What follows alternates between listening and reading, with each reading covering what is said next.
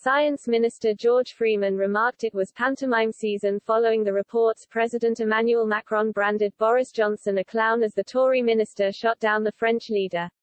Reports from French magazine, Le Canard Enchaîné, claims President Emmanuel Macron described Boris Johnson's government as a circus in private and even branded the Prime Minister as a clown. Mr. Macron's words come as cross-channel relations tumble to new lows following the migrant crisis and fallout from the UK-US deal announced earlier this year. George Freeman appeared on Sky News addressing the comments and skewered the French president for playing up to the public because an election is looming. Le Canard Enchaîné claimed Mr. Macron said Mr. Johnson was trying to portray himself as a victim to avoid the blame of a catastrophic Brexit. Former French ambassador to London, Sylvie Berman, told Times Radio that relations had never been so bad since Waterloo. Sky News presenter Kay Burley wanted to know what Mr. Freeman thought of the comments and what his response would be. He replied, "Well, I think we're in a pantomime season, aren't we?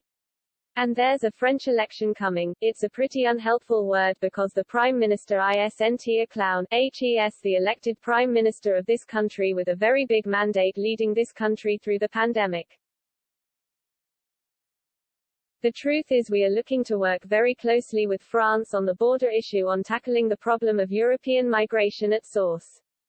That's why we're investing in trying to stabilize countries so that people aren't coming here.